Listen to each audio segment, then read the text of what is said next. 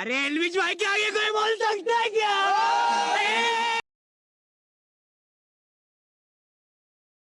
In the times when cinema halls are going out of business and social media influencers have more fan following than any Bollywood star of today, one woman will take it upon herself to tell us the story of how these four grown up men fell in love with cinema. And it's kind of hard to believe. Look at the expressions. Real life में तो चार लौंडे इस तरह बैठ के कुछ और ही देखा करते हैं. बट ये फिल्म सच्ची घटनाओं पर आधारित है कि किस तरह इन लॉन्डो ने मिलकर बॉलीवुड को टक्कर दी और मालेगांव में एक ऑल्टरनेट फिल्म इंडस्ट्री खोल दी. यूट्यूब रिव्यूअर्स और मीडिया के हिसाब से तो बॉलीवुड पब्लिक एनिमी नंबर 1 है. चलो फिर सारे Malegaon. But all jokes apart, this movie needs to be spoken of and discussed more in public forums. And so, here's what I thought of Superboys of Malegaon. Now inspired by the 2008 critically acclaimed documentary Superman of Malegaon, this new fictionalized version is directed by Rima Kagti and is based on Nasir Sheikh, who back in the 90s was running a small video parlor for local folks. But when circumstances pushed him, he joined hands with his childhood friends to make a movie of, by, and for the people of Malegaon. इसे कहते हैं असली democracy. And together they start making spooks of cult classic Bollywood movies. इस film में drama है, romance है, tragedy है, but कोई स्लोमो नहीं है, कोई ग्रेविटी डिफाइंग स्टंट नहीं है. और ये सुनते ही कोई और प्रोड्यूसर होता तो वो राइटर को बोलता. But this film's writer Varun Grover was on a one-man mission. And with Excel Entertainment and Tiger Baby's backing, they made a movie that I loved so much. एक बात बताओ, पिछली बार ऐसी कौन सी मूवी देखी थी जिसने आपको हंसाया भी, रुलाया भी, आपसे तालियां भी पिटवाई और आपको खुश भी किया? इस मूवी ने अपने ऑडियंस के लिए ये सब कुछ कर दिखाया, पर मेकर्स के सिर्फ आंसू ही निकाले. Looking at this film's disappointingly bad box office numbers, what do we understand?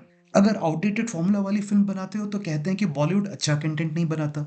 अब अगर अच्छे कंटेंट वाली फिल्म बनाते हो तो कहते हैं यार ओटीटी पे देख लेंगे. तो देखो फिर ओटीटी पे बकवास. Right from Adarsh Gaurav, Shashank Arora, Vineet Kumar and Anuj Singh Duhan to every other cast member of this beautiful film, ये सारे के सारे एक्टर्स 90s के उस मालेगांव के एरा में इतनी बढ़िया तरीके से घुल मिल जाते हैं कि आपको एक मिनट के लिए नहीं लगेगा कि ये लोग एक्टिंग कर रहे हैं. Right from the dialect of the land to the clothes to the chemistry of friendship and brotherhood, इन सब ने इतनी सॉलिड प्रिपरेशन करके इन चीजों को स्क्रीन पे उतारा है कि you start relating and even reacting each of their emotions and pain. And this is a sign of a great acting and a great movie. और भाई शशांक अरोरा की तो क्या ही बात करूं. This guy appears very rarely in new projects, but इस movie में last के 20 to 30 मिनट्स में इसकी कैरेक्टर आर्क ने जो इम्पैक्ट क्रिएट किया है ऑडियंसेस पे, ये रुला देगा. Vineet Kumar plays a writer who is a purist and also struggling with alcohol abuse in this film. It's so bloody great to see him in back-to-back good movies with great characters written for him. जैसा कि मैंने अपने पिछले video में discuss किया था about his long struggling phase, इस पूरी मूवी में लग रहा था कि ये बंदा अभी फटेगा, अभी फटेगा. My man is a stockpile of raw and intense emotions, full power. Special shout out to Anuj Singh Duhan as well, who plays Akram in the movie and absolutely kills it. Watch out for those last 20 minutes जहाँ पे ये बंदा minimal dialogue से, अपने सिर्फ expressions की power से आपको हंसा हंसा के मार देगा. The story screenplay by Varun Grover does take certain liberties, like not talking about the communal tensions that were going on in 1992 in Malegaon, but it's the creative call and I don't fault makers for it. ये film कहीं भी एक minute के लिए भी किसी भी फालतू चीज पे नहीं जाके अटकती है. एक सीन आपको यहाँ से वहां नहीं लगेगा कि यहाँ पे फालतू ऐड कर दिया हो.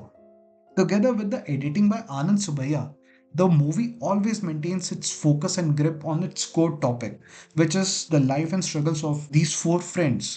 यार कुछ ही साल पहले अगर मैं किसी अपने दोस्त को बोलता था जाके कि यार ये फिल्म है थिएटर में जाके देख, तो उसका सवाल ये होता था कि इतनी अच्छी फिल्म है. पर OTT रेवोल्यूशन के बाद अब अगर आज की डेट में मैं अपने किसी दोस्त को पिक्चर रिकमेंड करता हूँ तो उसका पहला सवाल ये आता है, थिएटर में देखने लायक है क्या या OTT की वेट कर लूं?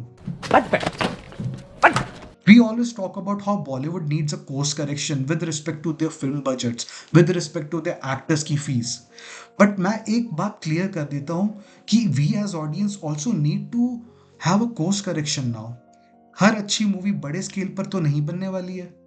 अच्छी मूवी सिर्फ अच्छी मूवी ही होती है, वहां स्केल मैटर नहीं करना चाहिए। चलो इसी टॉपिक पे हॉलीवुड को ही देख लेते हैं ना। They are right now undergoing a major course correction. The Brutalist and Anora जैसी ऑस्कर फेवरेट्स जो कि कंटेंट ड्रिवन मूवीज हैं, इन मूवीज से 2023 तक बॉक्स ऑफिस पे कुछ खास एक्सपेक्ट नहीं किया जा सकता था, बट इस साल these movies have done wonders. The Brutalist has made a whopping $45.1 million box office revenue against a mere budget of $9.6 million. Anora, made on a meager budget of $6 million, is now tracking for $53 million after its Oscar boost.